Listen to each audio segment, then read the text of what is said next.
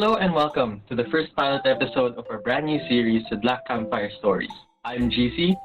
And I'm Miko. And joining with us as we roast our marshmallows is David Benaventura. David, magpakilala ka naman. What's up, Sid Lacton? David Benaventura, 16 years old. Hindi, 21 years old. Ay, Yan 21. Alam mo, may naligaw na sa atin na minor sa college Yun. So, ayun, so super excited ako sa bago nating series and looking forward to more episodes. Siguro to start this off, ayun, knowing na lahat tayo galing sa lahat tayo na dito ngayon sa journalism, sa course na to, sa program na to. May ask, siguro si David, kung may sagot ka na David, may ask if sino ba yung naging motivation mo or inspiration mo na news anchor, journalist, reporter na patuloy na nag-push sa'yo papunta dito sa kurso na to. Ayan, sige. Let's start with that. Actually, bali hindi naman parang halimbawa, walang nag-inspired sa akin na news reporter, ganun. Pinili ko yung journey kasi naging campus journalism ako sa high school. Kaya mas pinili ko to, yung journalism. Pero, syempre, meron din akong idol na mga news reporter. Kaya nalaman ni Mikey Reyes. Since I'm into sports nga, and si Mikey Reyes isang U80 player dati, ngayon, siya, sports reporter siya sa TV5. And seeing him na sobrang galing niya mag-time management, freelancing din siya, and kung ano pa, nagko-content din sa TikTok, sa iba't ibang platform. And ayun, mas hinangaan ko siya, and parang gusto kong sundan yung yapak niya. Kumbaga, yun lang. Ba? Ayun. Dagdag ko nakita ko rin dati si Mikey Reyes dati pa nag-scroll ako sa TikTok. And doon ko siya nakilala, di ko siya nakilala sa sports. Nakilala ko siya sa TikTok pag bored ako, nakikita ko yung mga yung mga kumbaga inspirational words minsan. O minsan na yun, nakikita ko yung mga clips niya sa news ganun. So, yun. Parang madalas tinatawag siya Tito Mikey kasi yung mga outfit pang tito talaga. Oh, pero grabe. Ang swabe niya no? Swabe niya dumamit, ganun. Iba yung dating niya lagi. Para si GC naman. Mukhang may sabi si GC Personally, hindi naman siya mismong journalist, I would say, that inspired me to get into journalism. It's more so the people I would watch when I was growing up. Kasi personally, I really like watching YouTube essay videos. Parang yun yung naging main inspiration sa akin. Tapos parang nagagalingan ako whenever they get to write a story about some game or some media that they like, na parang napag-usapan nila and then they have to do research. It's journalism but for media essentially. And my parents asked me parang pagkalaki mo gusto mo maging vlogger, and that's not necessarily what journalists are, because there's a clear difference between journalists and vloggers. But sa tingin nyo ba, ano ba yung pinagkaiba ng vlogging and journalism? Yun, siguro ako, yun.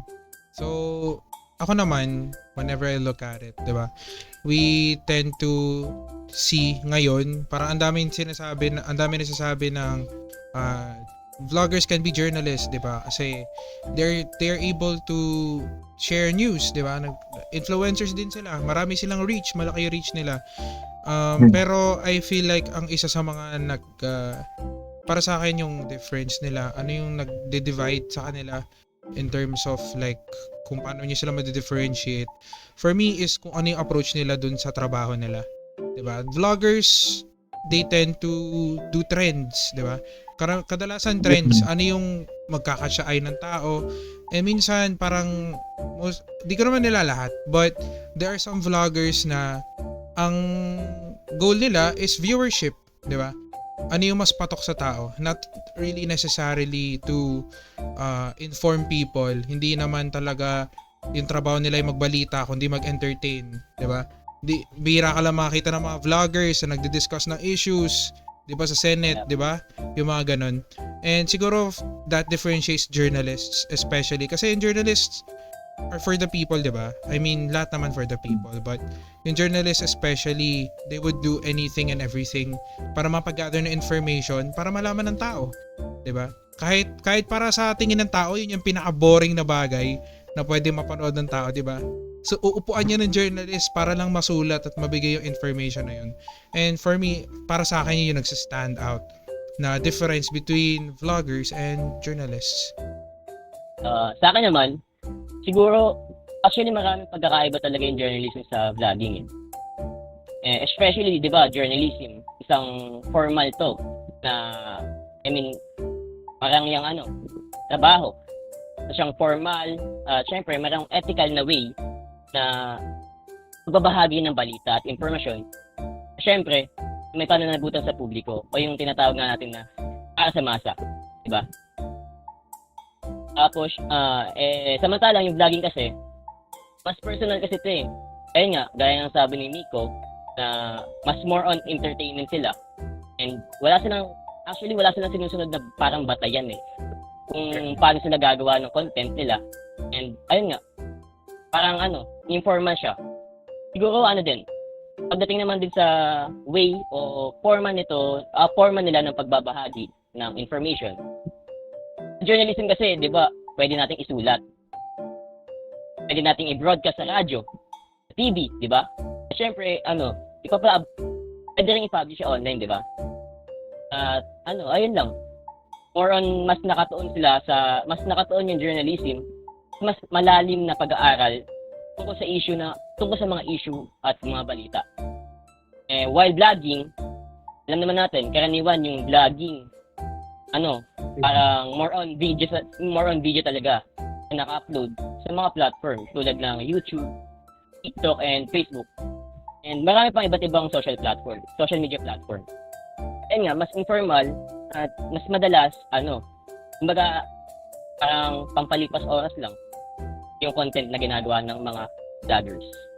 Ayun na sa akin for me. Yung parang napansin ko, especially when it comes to vlogging, like the difference between journalism and vlogging is that they play around information, pero the way they treat that information is very different. Where sometimes there's this saying that what do you call this? As vast as an ocean but as deep as a puddle. Where feeling ko ganun talaga yung difference with journalism and vlogging, where vlogging can cast this wide net over everything, where people can be interested in this topic or that topic. There's usually a video about it, but it's not deep. It doesn't go deep into the topic. It doesn't explain stuff very well. Where vlogging can just be, oh, I want to talk about this topic and what I know about it, but that's where it ends. But when journalism comes in, it's more like you have this knowledge already about this topic, and then we give you more about it, like let's say a deep dive, data journalism, stuff like that, where they tell a story that you wouldn't otherwise know unless you did your own research, or maybe this breaking story comes out where they have this new information that breaks the ground. And speaking of information itself, sa tingin niyo ba, what's the difference between journalists and vloggers when they treat information? Because personally, from what I've seen, is that people take things at face value, where you can see a headline. Like, let's say when you're scrolling through TikTok or Facebook, you can read the headline. It's like, this guy falls off a river or whatever, and then that could be the end of the story. Where, oh, this guy fell, and then that's it. And then that's how I feel like bloggers handle that information, where it's just very baseline. But when it comes to journalism, it's more of like a careful examination of that information. Why did he fall into it? The implications of what it means to fall into a river. Like, let's say that. Feeling ko ganun talaga yung difference between vloggers and journalists. Pero kayo ba? Ako, actually may naalala ko. Di naman siya vlogger per se, pero isa siyang influencer. Kilala niyo si Paulol, si Tito Pau. Yan. Another manner of how you share information, kasi nafa-follow ko siya nafa-follow ko yung videos niya minsan. And let's say another manner kung paano nila i-share yung information is through humor, 'di ba? Itong si Tito Pau, yun, si Paulol, si Tito Pau. Nag-aano siya, meron siyang isang series meron siyang series na kumbaga nirarundown niya yung issues ng Pilipinas, like and ayun, yung mga nagte-trending na issues, and niraraan niya yun sa memes, sa humor. And I guess that's one way of feeding information when it comes to them, kasi mas may freedom sila, eh, 'di ba? Kasi wala namang they are their own boss, kumbaga, na kung naman yung ipo-pull out nila na content, paano nila i-share information, paano niya i-present yung data or whatever, it's up to them, 'di ba? Tayo mga journalists, we follow, 'di ba? We have these set of rules. Meron tayong journalistic ethics, yung mga ganun na dapat nating sinusunod as journalists, kasi we are responsible talaga dapat. I'm not saying lahat ng tao at vlogger ay irresponsible when it comes to giving out information, but tayo, mas mabigat yung responsibility natin as journalists, kasi 'di ba? May bigat yung sinasabi natin, kasi we are credible, kumbaga, na kapag sa atin galing, most of the time, 'di ba? Iniisip ng tao, it's done with research, pinag-isipan mabuti, ang daming proofread, ang daming chine-check bago ma-publish ang isang article. So, I feel like that's also something when it comes to disseminating information, is that these vloggers, kaya din mataas yung reach nila, eh, 'di ba? Kaya ang taas ng reach nila kasi they have more freedom when it comes to disseminating information, 'di ba? Kung ang trip ng tao ay magpatawa tapos kalokohan through memes yung makukuha, 'di ba? Mas malaki yung reach, kasi ngayon, ganun yung generation natin ngayon, eh. Like, mas attracted tayo sa humor, mas attracted tayo sa memes. And I think that is also what sets apart disseminating information when it comes to influencers or vloggers in general and to journalists. For me naman kasi, what sets journalism apart from vloggers in terms of disseminating information, sa akin, for me siguro yung verification and accuracy. Kasi tayong mga journalists o yung mga journalist na mas pinaprioritize natin yung fact-checking, eh. Diba? And also yung first validation. And syempre, may sinusundan tayong ethical standard. Ayun nga, sabi mo kanina. And also, tayong journalist kasi, our role natin is to provide an accurate, reliable information. Syempre na mayroong commitment sa katotohanan. Vloggers on the other hand, ayun nga, mas may freedom sila kung paano nila i-present yung information or paano sila magbahagi ng information. Ayun nga, wala silang sinusunod na process which can lead to more subjective, 'di ba? To more subjective or unverified content.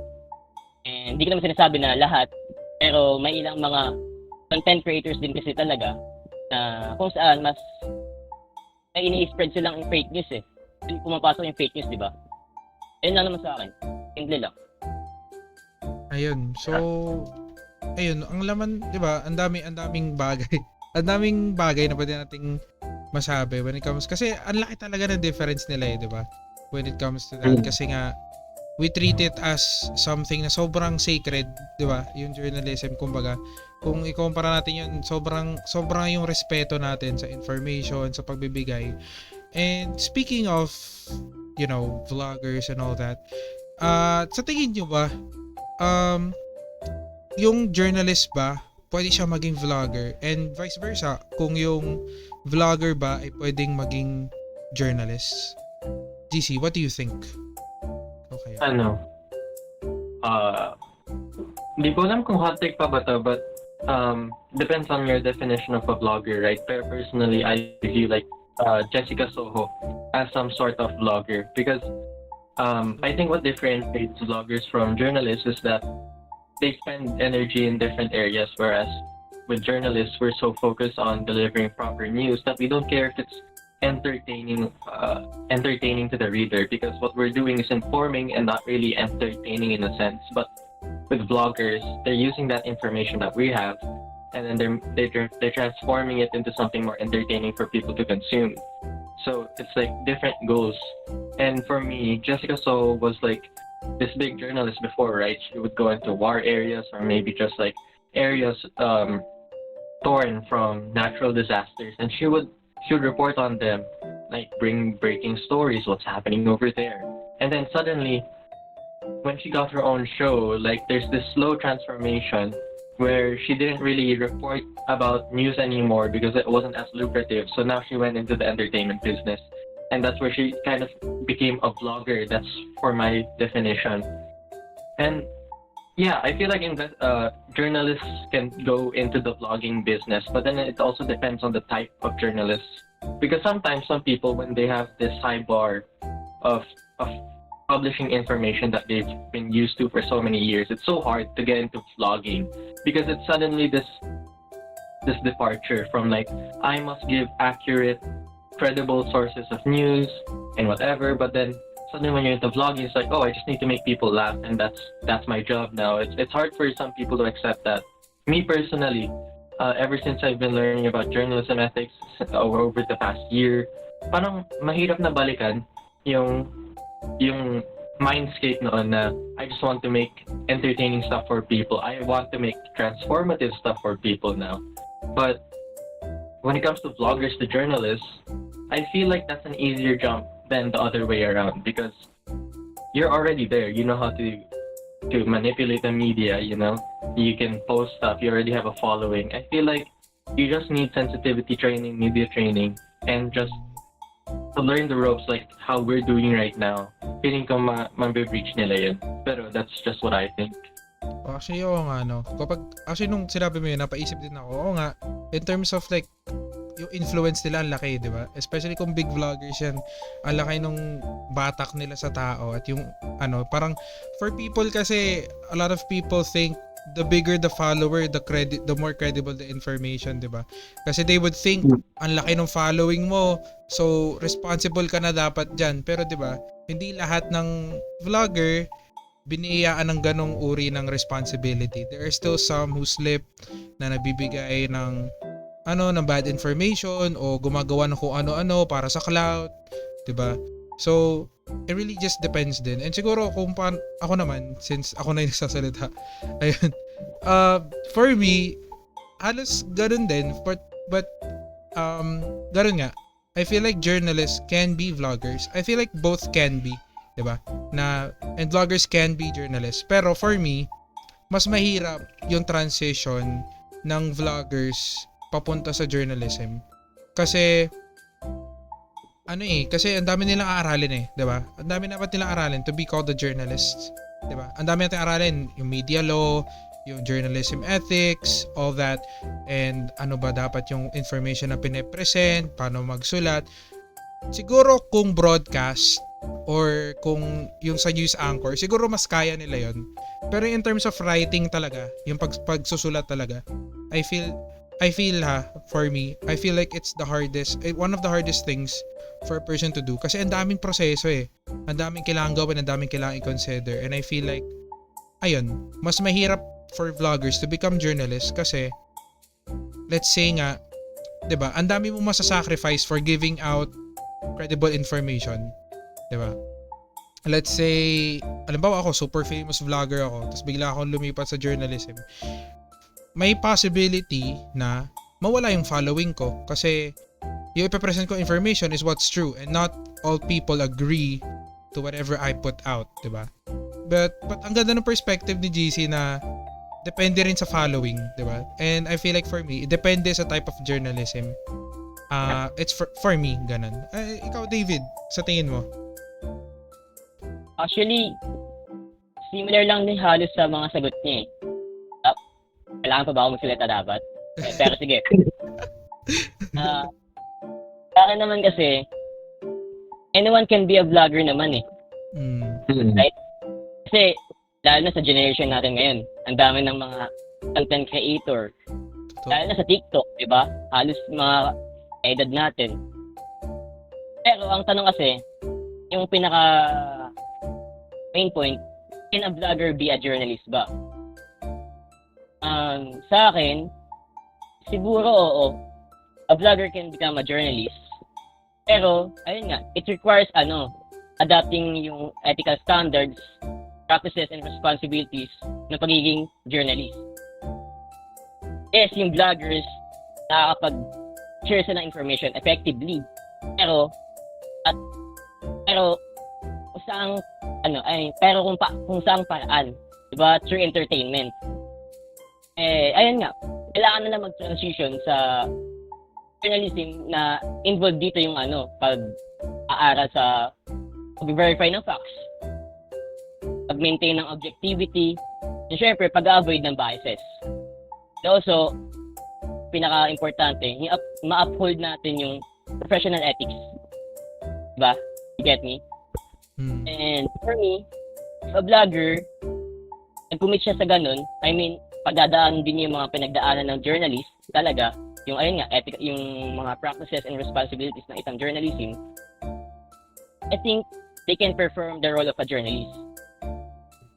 Pero kasi, however, not just about the platform naman din eh. It's also about the approach and accountability natin sa pag-deliver ng credible and balanced na information. Ayun lang. Ayun. Very, very good take naman. I feel like, ayun nga, lahat naman tayong sagot ay, oo, pwede. Pero, di ba, yung effort, at what cost, yung hirap, di ba? Iba talaga iba kasi talaga yung standard. May standard kasi na ina-upload yung journalism. And yung vloggers, dapat meron din. Pero, di ba, who are we para magsabi ng kanilang standard dapat? Yung public na yung nagde-decide nun. And speaking of, vloggers being journalists being vloggers, paano naman, in terms of, di ba, nabanggit na natin yung pagbibigay ng information, paano i-disseminate. So, this is a question.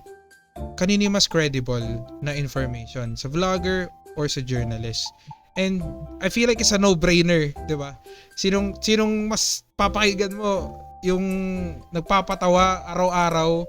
I mean, no offense at all. Pero, yung isa na nagre-research, di ba? Nagkakalap ng impormasyon, siya yung nagsusulat, siya na yung nasa field, or yung vlogger na magre-record ng mga prank videos at 3 AM ganun. 'Di ba? Sobrang easy na nung sagot na of course journalists have the better credibility and hindi mawawala 'yon. I'm not saying hindi credible ang vloggers, pero when it comes to believing the information, o sinabi nating halimbawa si GC vlogger, tapos ikaw David, ikaw David, journalist ka. Tapos binalita ni David si President pumunta sa Hawaii. Pero si GC bigla siya nag-record. Kasama daw niya si President, nakatago sa closet niya, nag-challenge sila ganun. Sino papakinggan mo, 'di ba? Syempre si David kasi siya yung siya yung nasa beat na 'yon. So I know parang sobrang exaggerated to example ko, pero para magets, 'di ba? Para makuha niyo yung kung paano talaga yung scale when it comes to credibility. Paano naman sa inyo? Ikaw kaya, GC? I've been letting it sit in the back of my head because tuwing nakikita ko yung mga vloggers, it's not your average where there's a baseline for every vlogger where each one of them is the same but different kinds of paint. There are some vloggers who are actually in a dangerous position to share information. For example, this might get some people mad, pero let's say si Doc Willie Ong. This guy is so known in the Philippines now because he's this doctor that makes videos like, especially for old wives' tales where like Rayuma and stuff like that. Tama ba? Rayuma? Basta yun. Rayuma ata. Rayuma. Ayun.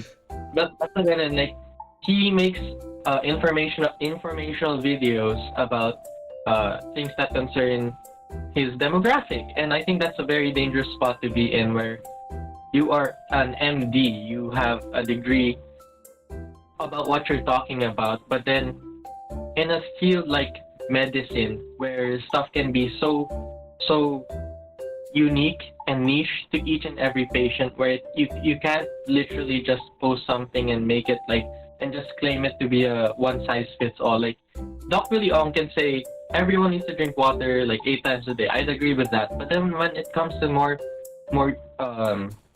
difficult stuff to talk about, like what symptoms lead to what and whatever, I think Doc Willie Ong is just in this dangerous position where he can spread information without necessarily having malice, and it could lead to something very bad. Where some people could be like, "Oh my gosh, I have these symptoms. What if I have what Doc Willie Ong was talking about? I only have a few weeks to live." Ganun. It's a similar thing with like WebMD. And circling back to your question, there's some cases where bloggers can be more reliable than journalists because they have studied their field, and let's say they just made it a side job to become a vlogger. Pero in most cases talaga, journalists are more reliable. And Ikaw ba, David?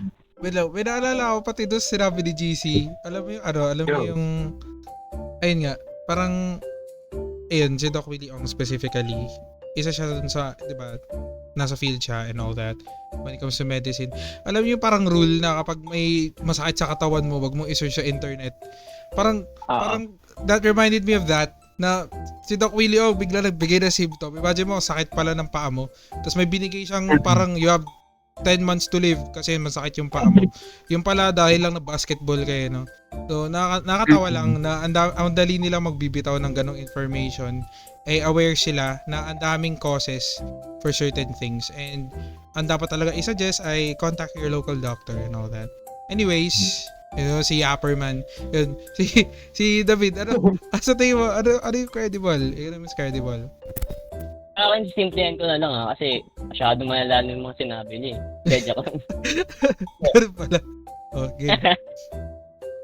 Sa akin, when assessing credibility, for me talaga, journalist talaga mas nag-hold ng reliability compared sa mga vloggers. Dahil yung mga journalists are trained to follow professional standards nga.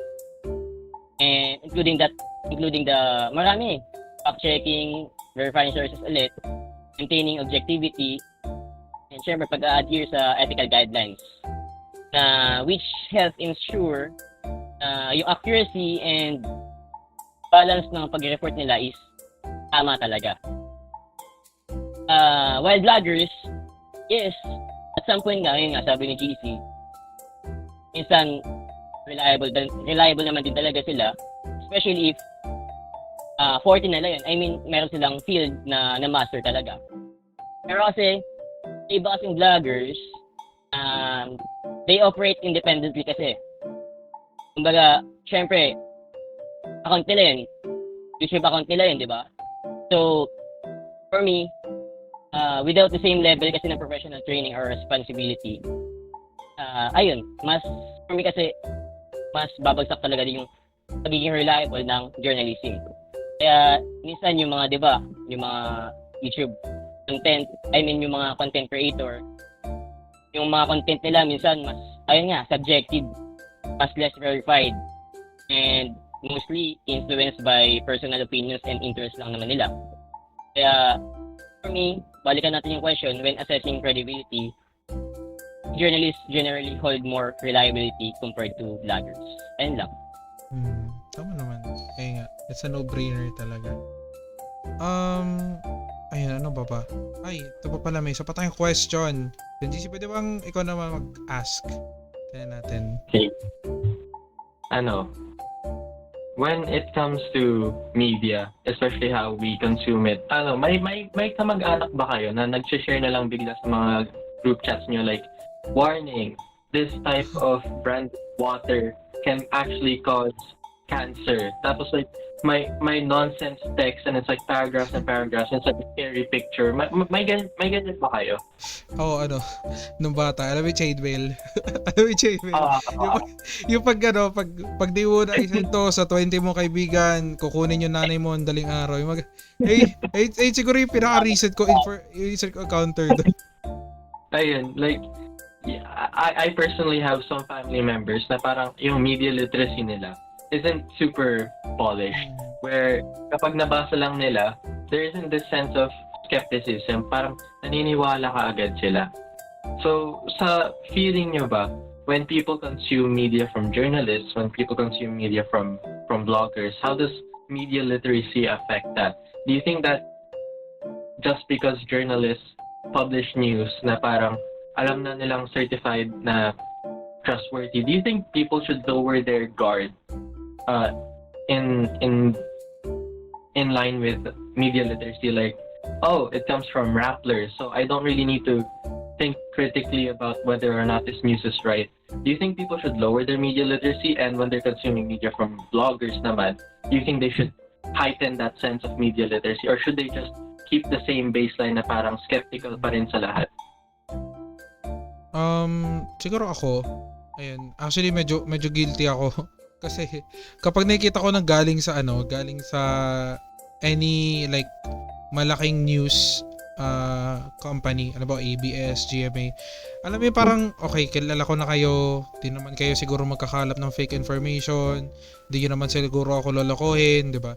Parang okay, ay ito na agad yung papaniwalaan ko, 'di ba? Compared sa vloggers, kapag may sinabi yung vlogger, wala isa-search ko pa, 'di ba? May 10 tabs pa ako sa PC ko, titignan ko tigi-tigi sa information kung tama ba yung binigay, may issue na nangyayari, titignan ko sa Twitter kung tama ba yung pinost na itong taong to, ganun. Pero ayun, guilty ako doon, pero I believe na anyhow, kahit ano naman, I think we should always heighten our senses. Kasi dadating yung araw, may mga times talaga na nagkakamali din yung even the biggest companies, 'di ba? Hindi tayo robot na hindi nagkakamali.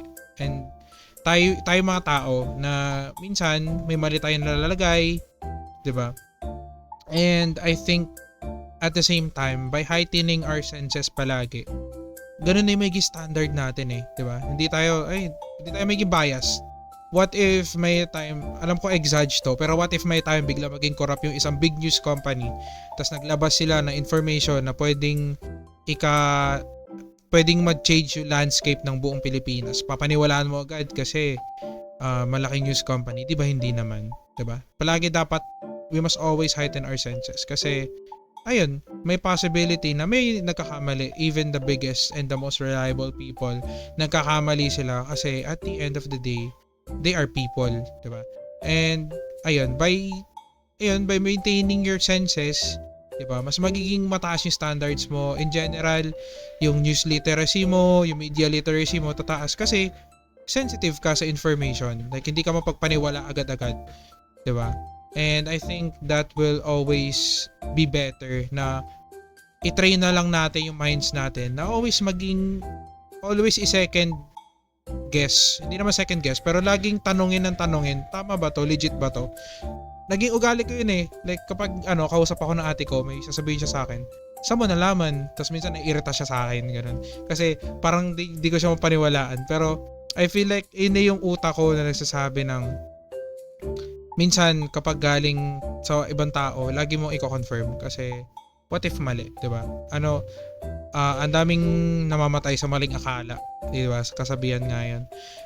Si David naman, what do you think? Actually sa akin, kasi minsan si mama ganyan din Kumbaga minsan may nakikita siya sa social media. Then sinishare niya sa group chat namin. Or minsan sa akin lang. Minsan naiinis ako Kasi parang ang bilis maniwala ni mama. Di ba? Yung iba naman magulang natin parang ganoon Pero ayun, sinasabi ko naman pag hindi naman totoo yan Kumbaga, syempre, if alam mo naman, may alam ka kaunti, di ba? Makikita mo naman na may mali. So, ayun. Pero back tayo sa questions. People's news literacy na influenced by vloggers, true personalist din nga kasi talaga. I mean, mas subjective and mas focus nga talaga sila sa entertainment drive content nila. Na kung saan, which can blur the lines between the fact and opinions. Mas nabubulag sila sa katotohanan and sa opinion Kaya, ayun. Ayun lang. Sa journalist naman, kung ano yung nako-consume natin sa kanila. Journalist kasi, kumbaga, na-enhance nila yung news literacy by providing fact-based nga. Siyempre, journalist tayo, dapat puro totohanan. I mean, puro totoo yung mga dapat inuulat natin. Providing fact-based, well-researched, and accountability sa pag-report. Kung saan mas na-encourage tayo na magkaroon ng critical thinking and credibility sa mga ginagawa natin. Yan lang. Tama naman. Ano kaya nakita to na nanay mo? Yari ka, boss. Sige. Pero ka, GC, how about you? What do you think? Personally, may anecdote ako kasi I have this, may tita ako, and along with her husband, they believe that during the COVID pandemic kasi, nung dumating na yung vaccines dito, naniniwala sila na parang hindi gumagana yung vaccine and that COVID was not real and it was just this manufactured problem for them to sell us. Parang pinaperahan lang kami ng gobyerno, yun yung sinasabi nila. And I think it's really dangerous. Like, sure, it can be funny at times where you can have, what do you call this? Chain mail, right? Chain mail na if you don't send this to 10 other people, di ka makakatulog or some other thing. But there's also this dark side to it. Pero, where ang delikado ng effect niya, where you can just tell someone that something is dangerous even though it's not. So, when something is necessary even, like ayun nga yung sa COVID vaccine, could you imagine what would have happened if, kasi hindi sila na-vaccinate, it was by their choice. And could you imagine if they got that virus and then like they could have spread it to other people? Na parang these people make intentionally malicious posts and information where it can actually harm someone. So I feel like even though you're anywhere in the world, yun yung sabi ni Miko na even if it comes from a reputable source, you always have to be skeptical. Not to the point na parang may tinfoil hat ka and like, oh my gosh, the aliens are controlling everything or something. Pero skeptical to the point na, what am I reading? Is it factual or is it opinionated? And should I be affected by this news? To the point na parang, should I do my own research? Should I consult actual medical professionals or whatever? There should always be this heightened alertness when it comes to consuming information, because especially now, it's so easy to just consume. Kasi scroll ka lang ng scroll, that's how you get the information nowadays. And unlike before where you had to open up a newspaper, read everything, now you can just look at the headline and malay mo, it could have been very, very dangerous information if you hadn't been skeptical otherwise. So ayun lang yung sa akin. Ayun, it's really sad when you look at it kasi alam mo yun, aware tayo, 'di ba? Ito nga yung mismong sa atin, yung parang kung ano yung tingin sa atin, 'di ba? As journalist, parang dati, 'di ba? Parang sobrang condemned ng journalist sa bansa natin for some reason kasi against tayo sa mga idolo nila or whatever. And 'di ba? Parang nakaka-off kasi ito nga yung inaaral natin 'di ba? We are doing this for you guys. Tapos isipin nyo, nagsisinunghaling kami, isipin nyo fake news yung binibigay namin, etc. I know there are some journalists na hindi nasusunod yung dapat nating gawin, pero 'di ba, yung sasabihin lang ng isang taong powerful tapos paniniwalaan na majority. I think it's a double-edged sword.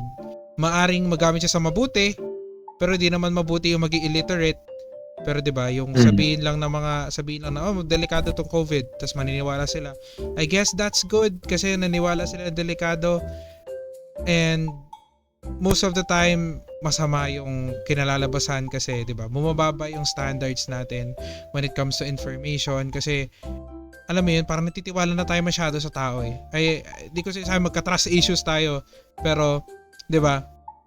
Mas maganda na ayun nga, mag-skeptical tayo, pag-isipan natin pabuti, mag-research tayo kasi it is the best thing to do. Ito yung pinaka-maayos na bagay na pwede natin magawa for ourselves and for the people around us. 'Di ba? Kasi nga, whatever information we consume and share, ay ganun din mangyari sa ibang tao. 'Di ba? And syempre, we have that responsibility as well. Hindi lang as journalists, but as people as people who live with each other. Responsible tayo at accountable tayo sa lahat ng information na sinishare natin. And ayun, 'di ba? Ang laman ng conversation natin, dami natin na pag-usapan, and I feel like we can end off with kung ano man yung mensahe nyo to the people, especially ito na yung topic natin na when it comes to media literacy. Ano kaya yung mabibigay nyo mensahe to those people na di naman blinded, but in general sa mga tao na nakikinig dito ngayon? Ano yung bibigay nyo mensahe when it comes to news credibility and yung paniniwala nila sa mga tao, sino yung paniniwalaan nila, paano sila magre-research, and etc. Si GC kaya? About GC muna. Search ko.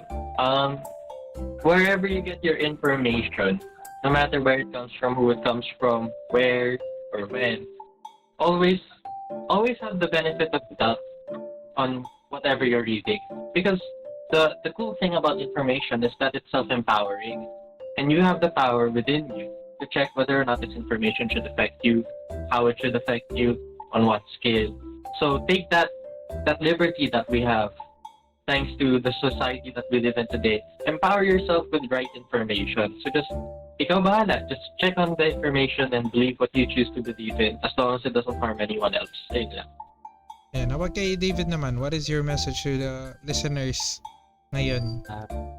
Message ko, people from social media, don't bash me guys sa mga sinasabi ko. Hindi. Siguro for me, when it comes to spreading information and pagtanggap ng information, lagi tayo mag-ingat. Yan lang. Super simple, pero yung word na mag-ingat is napakalaking bagay na no? Diba? Oh. Yan lang. Kasi kapag nag-ingat ka, ang dami mong ang dami mong mahaharang na possible na mangyari sa'yo. Yan lang.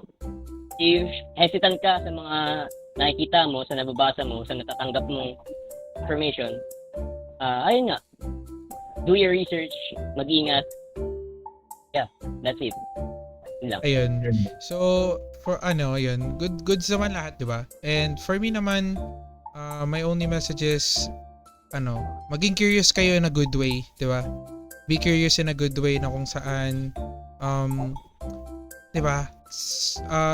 Thirst, have some thirst for that information. O kung paano ko may masasabi, di ko masabi ng maayos, ubos na ako, kakayap ko. Pero, ayun, parang hanapin mo lagi yung information, have that thirst to clarify, have that thirst to verify information, kasi it won't hurt you. Hindi ka masasaktan sa pagpindot lang ng ilang buttons para mag-research, 'di ba? Sobrang dali mag-research, especially now with the internet, at mas accessible na ang internet for us. So it won't hurt you na mag-search lang ng ilang articles just to verify the information, and mag-ingat lang din. Sabi nga ni David, mag-ingat lang din. So ayun, dito na namin tatapusin yung podcast. I hope everyone enjoyed. Ayun, sana di kayo masyado napagod sa kakayap namin. Ayun, and I hope patuloy nyo kami subaybayan sa susunod namin mga sessions. And for now, again, this is Miko Clemente, joined by GC, my co-host, and David, our guest, and we will see you next time. Goodbye. Ayun, boss. Listening. Bye. Guys.